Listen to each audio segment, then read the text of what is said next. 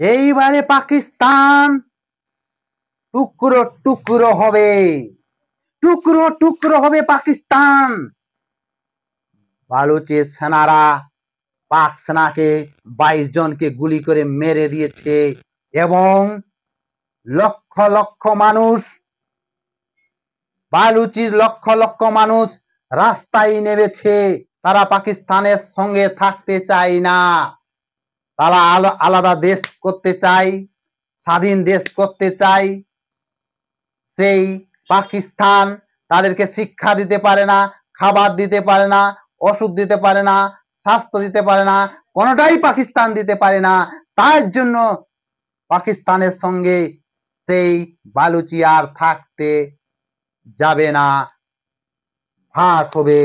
তারা গুলি চালিয়েছে পাক সেনার উপর, গুলি চালিয়ে পাক সেনাকে ঝাঁঝরা করে দিয়েছে।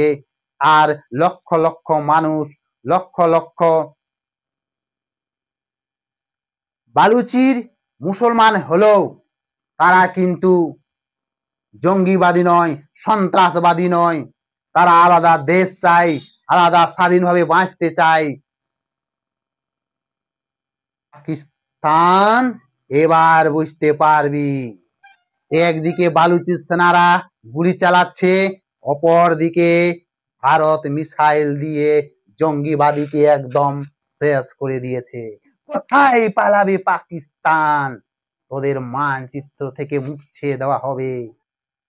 বালুচির সেনারা লক্ষ লক্ষ রাস্তায় নেবে, আন্দোলন বিক্ষোভ করছে।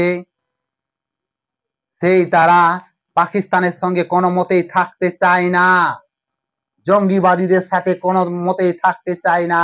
তারা আলাদা দেশ চায়, আলাদা স্বাধীনভাবে বাঁচতে চায়। এই বলে তারা পাক সেনার উপর ঝাঁপিয়ে পড়েছে, পাক সেনাকে গুলি করে ঝাঁঝরা করে দিচ্ছে।